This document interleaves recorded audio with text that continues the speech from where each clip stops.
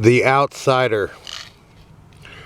That night the Baron dreamt of many a woe, and all his warrior guests, with shade and form of witch and demon and large coffin worm, were long be-nightmared Keats. Unhappy is he to whom the memories of childhood bring only fear and sadness. Wretched is he who looks back upon lone hours in vast and dismal chambers with brown hangings and maddening rows of antique books, or upon odd watches in twilight groves of grotesque, gigantic, and vine-encumbered trees that silently wave twisted branches far aloft.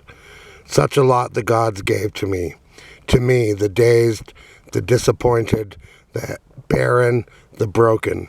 And yet I am strangely content and cling desperately to those sere memories when my mind momentarily threatens to reach beyond to the other.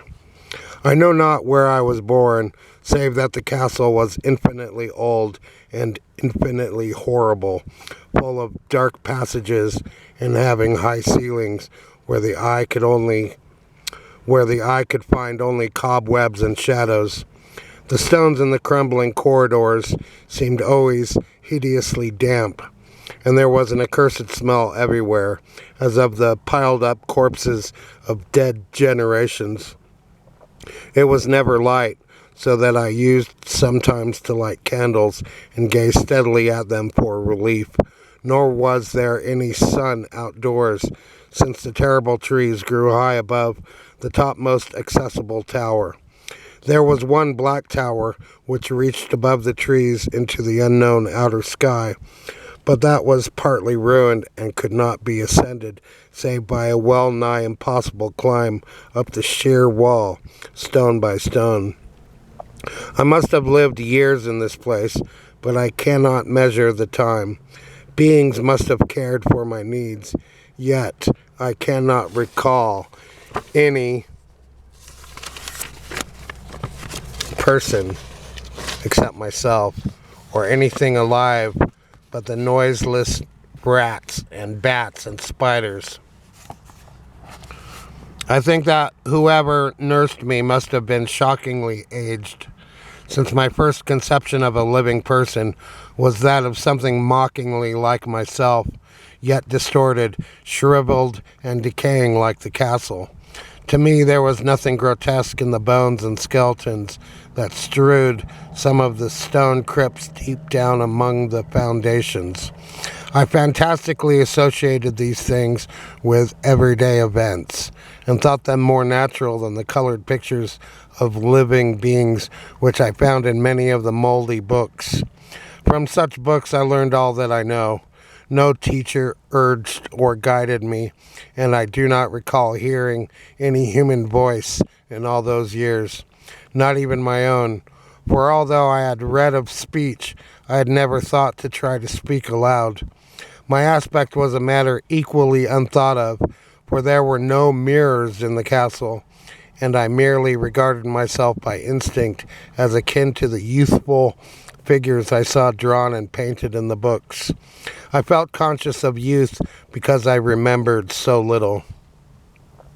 Outside, across the putrid moat and under the dark mute trees, I would often lie and dream for hours about what I read in the books, and would longingly picture myself amidst gay crowds in the sunny world beyond the endless forests.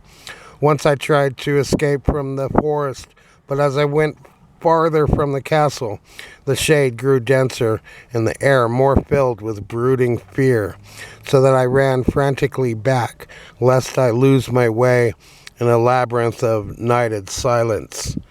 As a side note, this story sounds like Minecraft so far, where you're just a little guy all alone in a big world. So through endless twilights I dreamed and waited, though I knew not what I waited for. Then in the shadowy solitude, my longing for light grew so frantic that I could rest no more, and I lifted entreating hands to the single black ruined tower that reached above the forest into the unknown outer sky. And at last I resolved to scale that tower, fall though I might, since it were better to glimpse the sky and perish than to live without ever beholding day. In the dank twilight I climbed the worn and aged stone stairs till I reached the level where they ceased, and thereafter clung perilously to small footholds leading upward. Ghastly and terrible was that dead, stairless cylinder of rock, black, ruined, and deserted, and sinister with startled bats whose wings made no noise. But more ghastly and terrible still was the slowness of my progress, for climb as I might, the darkness overhead grew no thinner. For climb as I might, the darkness overhead grew no thinner, and a new chill as of haunted and venerable mold assailed me. I shivered as I wondered why I did not reach the light, and would have looked down had I dared. I fancied that night had come suddenly upon me, and vainly groped with one free hand for a window embrasure, that I might peer out and above and try to judge the height I had attained. All at once, after an infinity of awesome, slightless crawling up that concave and desperate precipice, I felt my head touch a solid thing, and knew I must have gained the roof, or at least some kind of floor. In the darkness I raised my free hand and tested the barrier, finding it stone and immovable. Then came a deadly circuit of the tower, clinging to whatever holds the slimy wall could give, till finally my testing hand found the barrier yielding, and I turned upward again, pushing the slab or door with my head as I used both hands in my fearful ascent. There was no light revealed above, and as my hands went higher, I knew that my climb was for the nonce ended. Since the slab was the trapdoor of an aperture leading to a level stone surface of greater circumference than the lower tower, no doubt the floor of some lofty and capacious observation chamber. I crawled through carefully and tried to prevent the heavy slab from falling back into place, but failed in the latter attempt. As I lay exhausted on the stone floor, I heard the eerie echoes of its fall, but hoped when necessary to pry it up again. Believing I was now at prodigious height, far above the accursed branches of the wood, I dragged myself up from the floor and fumbled about for windows, that I might look for the first time upon the sky and the moon and stars of which I had read. But on every hand I was disappointed, since all that I found were vast shelves of marble, bearing odious oblong boxes of disturbing size. More and more I reflected and wondered what hoary secrets might abide in this high apartment, so many eons cut off from the castle below. Then, unexpectedly, my hands came upon a doorway, where hung a portal of stone, rough with strange chiseling. Trying it, I found it locked, but with a supreme burst of strength I overcame all obstacles and dragged it open inward. As I did so, there came to me the purest ecstasy I have ever known, for shining tranquilly through an ornate grating of iron and down a short stone passageway of steps that ascended from the newly found doorway was the radiant full moon, which I had never before seen, save in dreams and in vague visions I dared not call memories. Fancying now that I had attained the very pinnacle of the castle, I commenced to rush up the few steps beyond the door, but the sudden veiling of the moon by a cloud caused me to stumble, and I felt my way more slowly in the dark. It was still very dark when I reached the grating, which I tried carefully and found unlocked, but which I did not open for fear of falling from the amazing height to which I had climbed. Then the moon came out. Most demoniacal of all shocks is that of the most demoniacal of all shocks is that of the most demoniacal of all shocks is that of the abysmally unexpected and grotesquely unbelievable. Nothing I had before undergone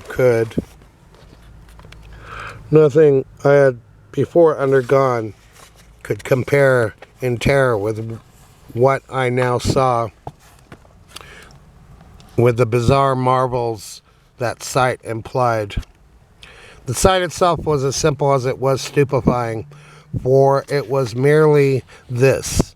Instead of a dizzying prospect of treetops seen from a lofty eminence, there stretched around me on the level through the grating nothing less than the solid ground, decked and diversified by marble slabs and columns, and overshadowed by an ancient stone church whose ruined spire gleamed spectrally in the moonlight. Half unconscious, I opened the grating and staggered out upon the white gravel path that stretched away in two directions. My mind, stunned and chaotic as it was, still held the frantic craving for light, and not even the fantastic wonder which had happened could stay my course. I neither knew nor cared whether my experience was insanity, dreaming, or magic, but was determined to gaze on brilliance and gaiety at any cost. I knew not who I was, or what my surroundings might be, though as I continued to stumble along, I became conscious of a kind of fearsome latent memory that made my progress not wholly fortuitous. I passed under an arch out of that region of slabs and columns, and wandered through the open country, sometimes following the visible road, but sometimes leaving it curiously to tread across meadows where only occasional ruins bespoke the ancient presence of a forgotten road. Once I swam across a swift river where crumbling, mossy masonry told of a bridge long vanished. Over 2 hours must have passed before I reached what seemed to be my goal, a venerable ivied castle in a thickly wooded park, maddeningly familiar, yet full of perplexing strangeness to me. I saw that the moat was filled in, and that some of the well-known towers were demolished, whilst new wings existed to confuse the beholder. But what I observed with chief interest and delight were the open windows, gorgeously ablaze with light and sending forth sound of the gayest revelry. Advancing to one of these, I looked in and saw an oddly dressed company, indeed, making merry and speaking brightly to one another. I had never, seemingly, heard human speech before, and could guess only vaguely what was said. Some of the faces seemed to hold expressions that brought up incredibly remote recollections. Others were utterly alien. I now stepped through the low window into the brilliantly lighted room, stepping as I did so from my single bright moment of hope to my blackest convulsion of despair and realization. The nightmare was quick to come, for as I entered, there occurred immediately one of the most terrifying demonstrations I had ever conceived. Scarcely had I crossed the sill when there descended upon the whole company a sudden and unheralded fear of hideous intensity, distorting every face and evoking the most horrible screams from nearly every throat. Flight was universal, and in the clamor and panic, several fell in a swoon and were dragged away by their madly fleeing companions. Many covered their eyes with their hands and plunged blindly and awkwardly in their race to escape, overturning furniture and stumbling against the walls before they managed to reach one of the many doors. The cries were shocking, and as I stood in the brilliant apartment alone and dazed, listening to their vanishing echoes, I trembled at the thought of what might be lurking near me unseen. At a casual inspection, the room seemed deserted, but when I moved toward one of the alcoves, I thought I detected a presence there, a hint of motion beyond the golden arched doorway, leading to another and somewhat similar room. As I approached the arch, I began to perceive the presence more clearly, and then, with the first and last sound I ever uttered, a ghastly ululation that revolted me almost as poignantly as its noxious cause, I beheld in full, frightful vividness the inconceivable, indescribable, and unmentionable monstrosity which had, by its simple appearance, changed a merry company to a herd of delirious fugitives. I cannot even hint what it was like, for it was a compound of all that is unclean, uncanny, unwelcome, abnormal, and detestable. It was the ghoulish shade of decay, antiquity, and desolation, the putrid, dripping eidolon of unwholesome revelation, the awful bearing of that which the merciful earth should always hide. God knows it was not of this world, or no longer of this world. Yet, to my horror, I saw in its eaten away and bone-revealing outlines a leering, abhorrent travesty on the human shape, and in its moldy, disintegrating apparel, an unspeakable quality that chilled me even more. This kind of narrative could be for Mario and his adventures. This is what's going on in his head as he jumps over Goombas. I was almost paralyzed, but not too much so to make a feeble effort toward flight, a backward stumble which failed to break the spell in which the nameless, voiceless monster held me. My eyes, bewitched by the glassy orbs which stared loathsomely into them, refused to close, though they were mercifully blurred and showed the terrible object but indistinctly after the first shock. I tried to raise my hand to shut out the light, yet so stunned were my nerves that my arm could not fully obey my will. The attempt, however, was enough to disturb my balance, so that I had to stagger forward several steps to avoid falling. As I did so, I became suddenly and agonizingly aware of the nearness of the carrion thing, whose hideous hollow breathing I half fancied I could hear. Nearly mad, I found myself yet able to throw out a hand to ward off the fetid apparition which pressed so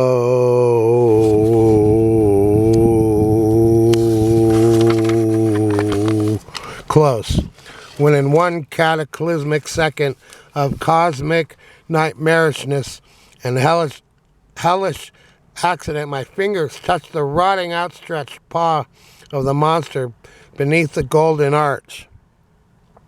I did not shriek, but all the fiendish ghouls that ride the night wind shrieked for me, as in that same second there crashed down upon my mind a single and fleeting avalanche of soul-annihilating memory.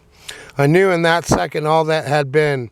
I remembered beyond the frightful castle in the trees, and recognized the altered edifice in which I now stood. I recognized, most terrible of all, the unholy abomination that stood leering before me as I withdrew my sullied fingers from its own. But in the cosmos there is balm as well as bitterness, and that balm is nepenthe. In the supreme horror of that second, I forgot what had horrified me, and the burst of black memory vanished in a chaos of echoing images. In a dream, I fled from that haunted and accursed pile, and ran swiftly and silently in the moonlight.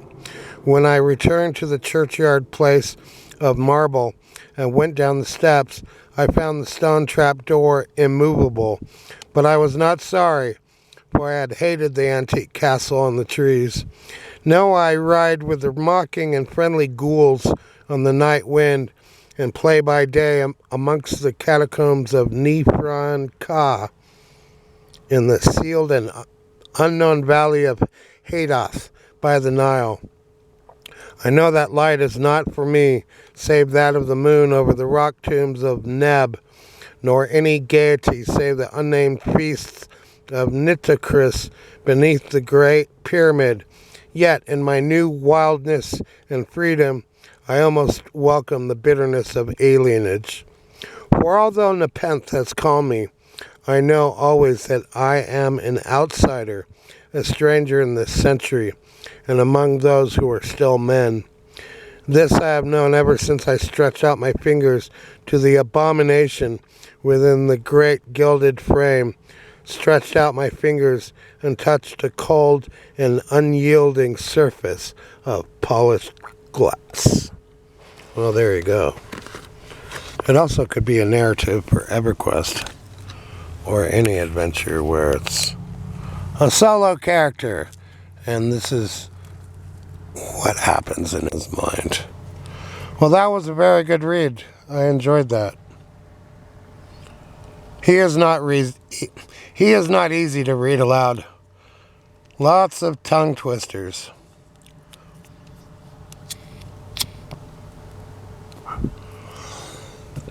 Now I can have a cigarette. Here I am. Alright, there you go. Well, that was fun. I'll go to Starbucks and upload this. And maybe someone will watch or listen to 3 minutes of this video. Okay. Lots of things to talk about, but that's for another day. Bye-bye.